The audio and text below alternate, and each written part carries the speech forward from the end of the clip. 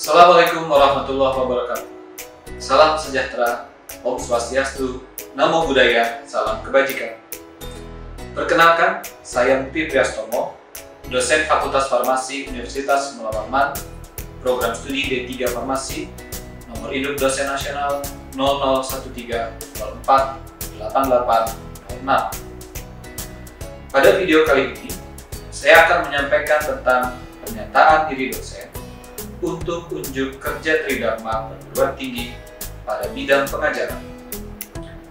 Di program studi D3 Farmasi, saya mengaku beberapa mata kuliah, yakni mata kuliah Farmakologi Dasar, Farmakologi 1, Farmakologi 2, Anatomi dan Fisiologi Manusia, Patofisiologi, serta beberapa praktikum yang berkaitan dengan keilmuan saya di bidang farmakologi dan farmasi klinik. Untuk video PDD UKT-PT, saya akan menyampaikan mengenai pengajaran pada mata kuliah farmakologi dasar yang merupakan mata kuliah wajib bagi mahasiswa D3 Farmasi Universitas Mula Warman dengan metode DIT, yakni Delivery, Interaction, dan Assessment. Mata kuliah ini disampaikan pada semester ganjil dengan bobot 2 SKS. Mata kuliah farmakologi dasar adalah mata kuliah yang membahas mengenai pengertian, sejarah, ruang lingkup farmakologi bagi tenaga teknis kefarmasian, menjelaskan sumber bahan dan proses penemuan bahan obat yang baru, termasuk obat yang bersumber dari lingkungan tropis. Hal ini sejalan dengan pola ilmiah pokok Universitas Mula Warman. Kemudian, menjelaskan mengenai rute administrasi dan bentuk sediaan obat, ragam golongan obat, nasib obat di dalam tubuh, tempat aksi obat, proses biotransformasi obat, dan potensi interaksi, efek samping, kontraindikasi obat, serta keamanannya pada wanita hamil dan menyusui. Bagi mahasiswa yang ingin memprogramkan mata kuliah ini, wajib menyelesaikan mata kuliah Anatomi dan Fisiologi Manusia sebagai prasyarat, dikarenakan ada hubungan antara mata kuliah Anatomi dan Fisiologi Manusia dengan mata kuliah Farmakologi Dasar. Mahasiswa yang memprogramkan mata kuliah ini diharapkan mampu memiliki sikap, pengetahuan, dan keterampilan yang telah ditetapkan oleh program studi. Berikut ialah sikap yang harus dicapai. Penguasaan pengetahuan, keterampilan khusus, dan keterampilan umum. Selain capaian pembelajaran tersebut, secara khusus, mahasiswa juga diharapkan mampu menyelesaikan capaian pembelajaran mata kuliah yang akan dievaluasi pada tengah dan akhir semester dalam bentuk tugas, kuis, dan ujian akhir semester. Adapun capaian mata kuliah farmakologi dasar ialah untuk dapat mencapai tujuan pembelajaran tersebut dan mahasiswa mampu memahami materi yang disampaikan, maka mahasiswa perlu menggunakan beberapa sumber referensi berupa buku, antara lain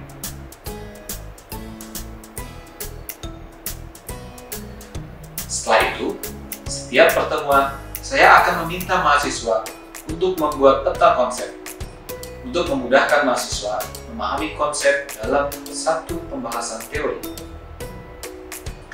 Interaksi dengan mahasiswa dilakukan dengan menggunakan media Zoom Meeting untuk mendukung pembelajaran secara sinkronus, serta Mula Warman Online Learning System atau MOLS yang di dalamnya terdapat materi dan kolom diskusi untuk mendukung pembelajaran secara asinkronus. Selain itu, saya juga menggunakan media sosial WhatsApp untuk berkomunikasi apabila terdapat kendala pada penggunaan media pembelajaran yang telah ada. Metode evaluasi mutu pembelajaran dilakukan dengan melihat pada kehadiran dan keaktifan, penyelesaian tugas, kuis, dan ujian. Dengan bobot penilaian yakni 10% untuk kehadiran dan keaktifan, 20% tugas, 30% kuis, dan 40% ujian akhir semester. Hal ini telah sesuai dengan Peraturan Rektor Universitas Mula Warman Nomor 17 Tahun 2020 tentang penyelenggaraan pendidikan dan pengajaran, penelitian, pengabdian kepada masyarakat berbasis kampus merdeka dan merdeka belajar. Selanjutnya, saya akan menampilkan proses pembelajaran mata kuliah farmakologi dasar menggunakan Zoom Meeting pada mahasiswa program studi D3 Farmasi Universitas Mula Warman. Selamat menyaksikan. Di hari ini kita akan membahas tentang pengantar farmakologi ya.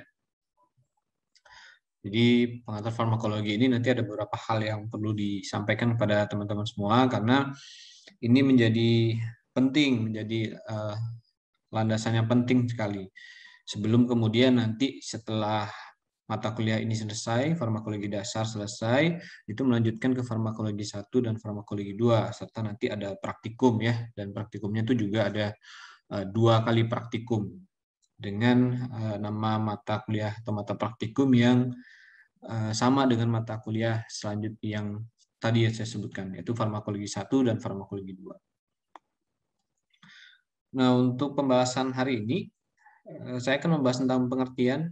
Di pengertian ini nanti ada pengertian tentang obat, kemudian ada pengertian juga tentang farmakologi, ada juga pengertian tentang ilmu-ilmu lain yang berkaitan dengan farmakologi.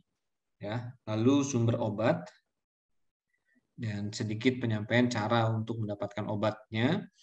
Lalu ada sejarah ilmu farmakologi. Ini juga penting untuk disampaikan agar teman-teman tahu ilmu farmakologi ini awalnya dari mana, kemudian perkembangannya saat ini seperti apa begitu ya. Karena sekarang untuk pengembangan ilmu farmakologi itu sudah sangat pesat ya. Jadi target obat itu sudah bukan lagi hanya mencapai pada reseptor, tetapi juga sudah mentarget ke DNA dan seterusnya. Lalu cabang ilmu farmakologi yang berkaitan itu apa saja? Tadi sudah saya singgung. Dan terakhir adalah peran ilmu farmakologi bagi tenaga kefarmasian. Nah, tentunya ini nanti berkaitan dengan tugas teman-teman nanti sebagai tenaga teknis farmasian ketika lulus. Jadi ilmu farmakologi ini tempatnya ada di mana? Gitu. Oke, saya lanjutkan. Nah, ini referensi untuk acuannya. Setidaknya ada 9 referensi, ini nanti bisa kalian kembangkan ya, bisa ditambah juga, tetapi dalam hal pengembangan atau penyusunan dalam materi ajar saya itu mengacu pada 9 referensi ini. Nah, buku-buku ini sebenarnya ada yang mulai berkembang itu ya, edisinya bertambah ya. Contohnya seperti Basic and Clinic Pharmacology. Yang ini saya menggunakan masih edisi 13, mungkin sekarang sudah ada edisi yang terbaru, termasuk Color Atlas of Pharmacology, itu nanti bisa dilihat. Ya, kalau teman-teman menggunakan Color Atlas of Pharmacology, di situ ada visualisasinya, bisa terlihat gitu ya, gambarannya obat itu bekerja di mana sih, reseptor apa, berikatan di mana, bekerjanya seperti apa, mekanismenya, dan seterusnya itu ada visualisasinya. Jadi tidak membayangkan, beda dengan yang Basic and Clinical Pharmacology. Kalau itu teman-teman harus meraba-raba gitu ya, meraba-raba visualnya gimana gitu ya. Nah, kemudian ada hal yang juga penting dari 9 referensi ini, yaitu yang di poin 8 sama 9 ini ya. 8 dan 9 ini ada Practical Pharmacology for Pharmacy Technician dengan Fundamental Pharmacology for Pharmacy Technician. Sampai saat ini sih memang saya belum mendapatkan untuk yang terbaru, edisi yang terbaru. Nah, tapi setidaknya di 2 buku ini itu membahas tentang farmakologi untuk teman-teman sebagai tenaga teknik farmasian. Oke. Sebentar. Nah, untuk pengertian ya teman-teman. Jadi bisa dilihat untuk pengertiannya. Oh, maaf. Nah, jadi kalau menurut WHO ya, kita bahas dulu tentang obat sebelum ke farmakologi, ke ilmunya. Kita bahas dulu tentang obat. Sebenarnya materi tentang obat ini juga sudah disampaikan di pengantar ilmu farmasi, ada sedikit dibahas. Kemudian di farmaseutika juga sudah dibahas. Nah, saya mengulang sedikit saja tentang obat itu apa begitu ya. Jadi ada dua pengertian obat yang kita acu. Yang pertama dari WHO bahwa obat itu adalah zat yang dapat mempengaruhi aktivitas fisik atau psikis. Jadi suatu zat yang bisa mempengaruhi fisik kita, tubuh kita gitu ya, ataupun juga psikis kita. Psikis itu pikiran kita ya, bagaimana suatu obat itu bisa memberikan efek menenangkan, ya, bagaimana suatu obat itu bisa menekan rasa kecemasan, nah itu mempengaruhi psikis. Dan biasanya di situ digunakan obat-obat golongan psikotropik ya untuk mengatasi masalah-masalah penyakit psikis ya. Nah, kalau fisik jelas ya, misalnya obat-obat untuk mengatasi gangguan pada fisik kita, misalnya luka gitu ya, kita bisa menggunakan iodin untuk mengatasi luka begitu ya. Kemudian juga atau misalnya diabetes ya, kita bisa menggunakan obat-obat anti diabetes yang umum atau lazim biasa digunakan, misalnya glibenclamid ya, atau golongan sulfonylurea lain gitu ya. Itu bisa digunakan untuk mengatasi penyakit diabetes. Itu gangguan fisik. Nah, kalau menurut Undang-Undang Nomor 36 Tahun 2009 tentang kesehatan itu dijabarkan apa yang dimaksud dengan obat gitu. Obat adalah bahan atau paduan bahan termasuk produk biologi yang digunakan untuk mempengaruhi atau menyelidiki sistem fisiologi, keadaan patologi, penetapan diagnosis, pencegahan, penyembuhan, pemulihan, peningkatan kesehatan dan kontrasepsi. Jadi lebih terjabarkan lagi dibandingkan dari definisi yang disampaikan oleh WHO. Itu di undang-undang kita. Jadi dikatakan obat apabila memberikan pengaruh pada beberapa hal yang sudah disebutkan tadi, ya, fisiologi atau patologi. Ya. Beda antara fisiologi dengan patologi. Ya. Jadi kalau dia bisa mempengaruhi kerja terhadap sistem kardiovaskular, ya, misalnya dia membuat atau menyebabkan terjadinya vasodilatasi pada pembuluh darah. Nah, itu mempengaruhi fisiologi, ya. Jadi fisiologi tubuh atau pembuluh darah yang tadinya vasokonstriksi terjadi vasodilatasi. Nah, istilah-istilah itu nanti teman-teman perlu pelajari juga ya.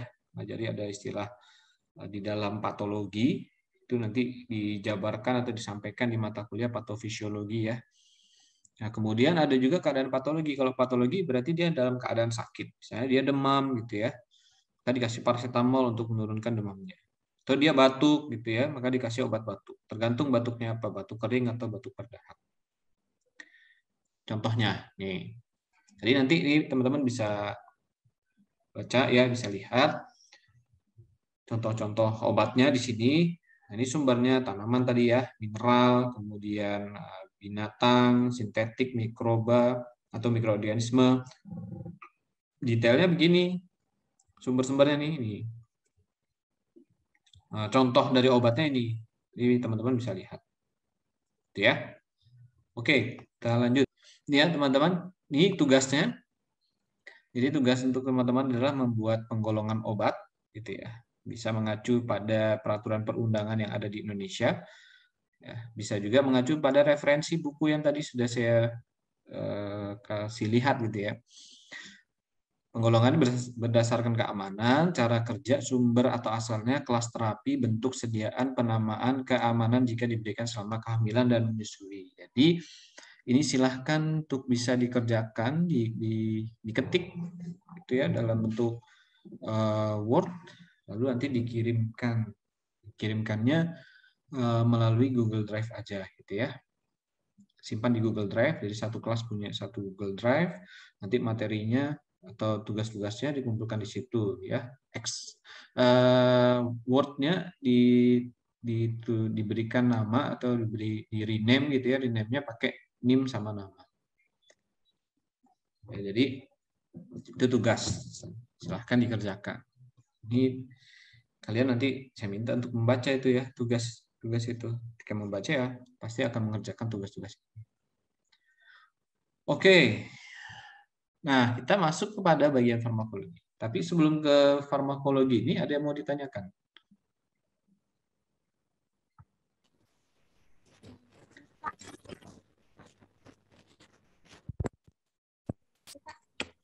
Ya, Nurul. Bertanya Pak, itu kalau misalnya obat itu Pak bisa dikatakan selektif, apakah kalau misalnya kan ada kayak obat itu Pak, itu yang apa ya, biasa itu kayak fungsinya atau ininya kan kayak banyak gitu Pak, bisa mengobati banyak atau beberapa penyakit gitu Pak. Nah, itu apakah dikatakan selektif kalau memang dia kayak tujuannya atau targetnya hanya satu atau kayak gimana ya Pak? Ya, baik. Ya, yang dimaksud selektif itu adalah kalau dia bisa mentarget hanya satu, sebenarnya. Jelas yang satu aja gitu ya. Kalau dia banyak, itu nanti kita bingung dalam pengamatan. Pemantauannya sulit. Tapi kalau dia bisa mentarget pada satu bagian, itu akan memudahkan kita dan sebenarnya lebih efektif dibanding dia bekerja di banyak tempat. Ya, contohnya kalau misalnya kita ya di kehidupan yang nyata aja, kalau misalnya kita kerja di satu tempat aja itu akan lebih mudah daripada kerja di banyak tempat gitu kan. Fokus kita bisa lebih banyak di tempat kita bekerja yang satu dibanding di banyak tempat gitu. Sama dengan obat, kalau dia bisa bekerja di satu tempat saja itu akan lebih jauh lebih efektif dibandingkan dia bekerja di banyak tempat. Nah, tapi efektif juga yang dimaksud di dalam obat ideal ini adalah dia bisa bekerja secara spesifik pada satu reseptor. Nanti ada di dalam kasus nanti di mata kuliah farmakologi 1 ya, di farmakologi 1 itu ada penjelasan tentang obat-obat antiinflamasi ya, inflammatory drugs. Obat-obat antiinflamasi itu ada yang dia secara selektif bisa bekerja pada prostaglandin tertentu gitu ya, atau dia ada yang non selektif. Dia bekerja pada siklooksigenase ya, enzim siklooksigenase 2 atau enzim siklooksigenase 1. Nah, itu di mata kuliah farmakologi 1 akan dibahas di obat-obat antiinflamasi. Nah, kalau dia dikatakan selektif adalah dia mampu bekerja pada satu enzim, yaitu misalnya enzim siklooksigenase 1. Ya, dia bekerja di situ. Kalau dia non selektif, dia bekerja pada dua enzim. Jadi enzimnya ada siklooksigenase 1, ada siklooksigenase 2. Nah, dua-duanya dia bisa bekerja. Ini yang bisa menimbulkan efek samping, biasanya begitu. Jadi kalau misalnya dia bekerja di dua tempat, nah dua-duanya di dua enzim ya, nanti itu bisa menimbulkan efek samping. Itu akan dibahas di farmakologi 1 ya. Jadi analogikanya adalah seperti kita bekerja ya, kita bekerja. Atau teman-teman kuliah ya. Ada yang kuliah fokus di farmasi aja, ada juga yang kuliah ada di farmasi, ada di pertanian, ada di perikanan gitu. Nah, itu pasti dia akan kewalahan ya, sama dengan obat gitu. Oke ya. Makasih Nurul. Baik Pak, terima kasih Pak. Oke, ini farmakologi. Nah, jadi farmakologi itu adalah ilmu yang mempelajari tentang obat. Kayak tadi saya katakan, saya membahas dulu tentang obat karena ini akan kita pelajari gitu dalam farmakologi. Jadi farmakologi itu yang mempelajari tentang obat. Nah, secara jelasnya nanti obat-obat itu ya akan dibahas di farmakologi 1 dan farmakologi 2. Itu akan dijabarkan mulai dari obat obat yang mengatasi penyakit diabetes, mengatasi hipertensi dan seterusnya. Nah, farmakologi ya itu mempelajari keseluruhan bagian dari obat, mulai dari sifat fisika kimianya, lalu mekanismenya terhadap biologi tubuh kita, lalu terhadap efek fisiologi dan nasibnya serta kegunaan dari si obat tersebut. Nah, itu dipelajari di farmakologi. Jadi kalau teman-teman bisa menguasai farmakologi, ya itu sudah bisa menguasai ilmu farmasi sebagian kayaknya ya. Karena di situ peran kita memberikan edukasi, memberikan penjelasan kepada masyarakat terkait dengan obat yang dikonsumsi pasien atau masyarakat. Ya. Nah, ini kalau kita bicara tentang sejarahnya bahwa farmakologi itu awalnya adalah bagian dari ilmu fisiologi kedokteran. Nah, baru kemudian di tahun 1997 menjadi cabang ilmu kedokteran yang mandiri ya dan mendukung pelayanan kefarmasian. Nah, baru kemudian berkembang menjadi ilmu yang digunakan oleh farmasis. Jadi farmasis yang menggunakan ilmu farmakologi.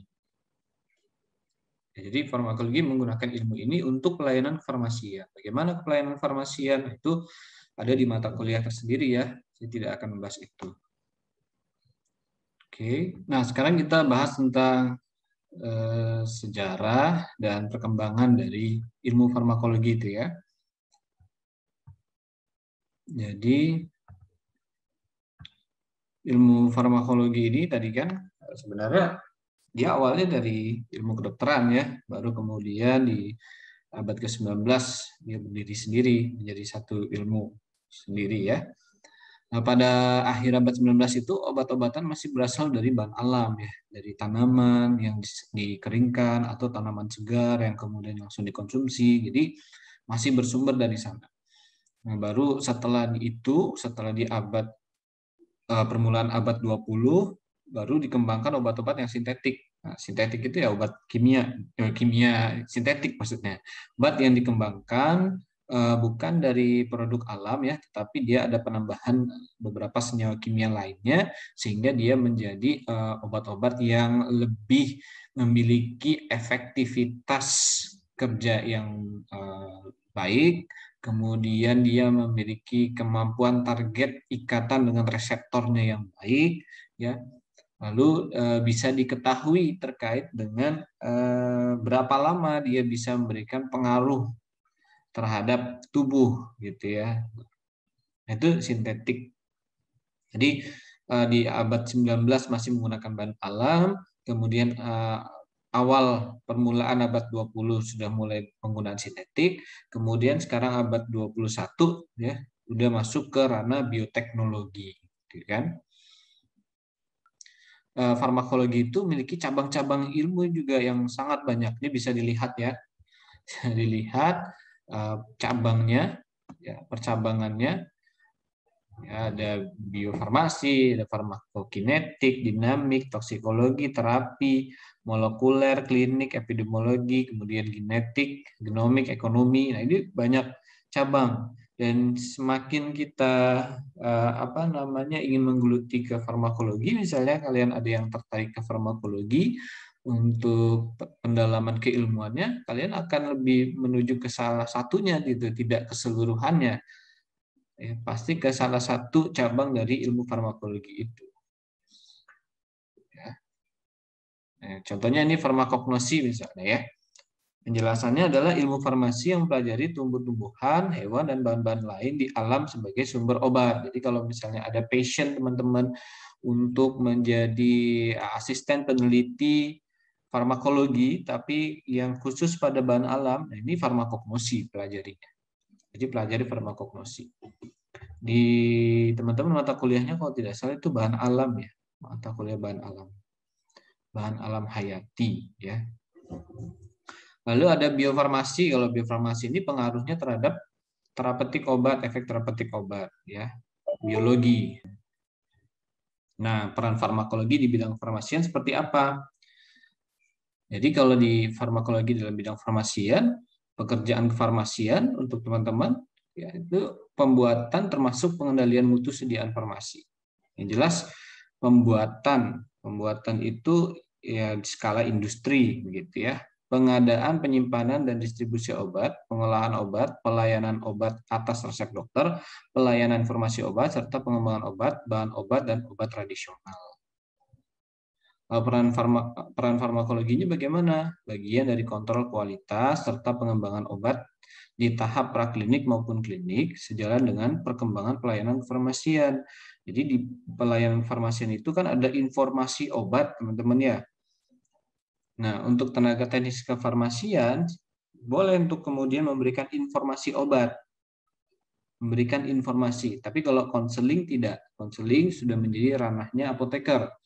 Jadi kalau teman-teman ingin memberikan informasi obat, boleh kepada pasien. Ya, apa yang diberikan informasinya? Jelas adalah indikasi. Nah, bagaimana kita bisa tahu indikasi kalau kita tidak mempelajari farmakologi? Ya kan? Kita tahu paracetamol obat demam itu secara empiris, tetapi kita tidak tahu bagaimana mekanisme obat demam itu bisa bekerja. Taunya dari mana? Dari farmakologi. Ya, atau kita tidak tahu bahwa ternyata paracetamol itu memiliki efek samping bisa menyebabkan penyakit hati. Taunya dari mana? Taunya dari farmakologi. Itu terkait dengan efek samping obat. Bahwa penggunaan obat paracetamol dalam dosis besar dalam waktu yang singkat itu bisa menyebabkan terjadinya penyakit pada hati. Nah, itulah kaitannya antara farmakologi dengan bidang kefarmasian. Apalagi gitu selain indikasi yang disampaikan. Ada yang disampaikan adalah tentang penggunaan obat, ya. Jadi obat itu dipakainya berapa kali dalam satu hari, harus habis atau tidak gitu kan? Diminumnya sebelum atau sesudah makan. Nah, itu di farmakologi. Perlu untuk diketahui karena obat tidak semuanya pasti diminum setelah makan, atau obat harus diminum bersama makan, atau obat bisa diminum sebelum makan. Nah, itu ada ketentuannya. Kenapa bisa seperti itu? Pembahasannya semua ada di farmakologi. Nah, itu menjadi dasar Bu untuk kita dalam proses pelayanan kefarmasian, teman-teman ya. Jadi farmakologi bagi tenaga teknis kefarmasian ditujukan untuk bisa memberikan pelayanan kefarmasian seperti pemberian informasi obat kepada pasien. Ya. Itulah yang bisa kita bahas pada hari ini. Kita akan lanjutkan lagi nanti di pertemuan selanjutnya di pekan depan. Jangan lupa tugas dikerjakan. Ya, ada satu tugas dikerjakan dan dikumpulkan di Google Drive. Nanti Google Drive-nya dikirimkan ke saya.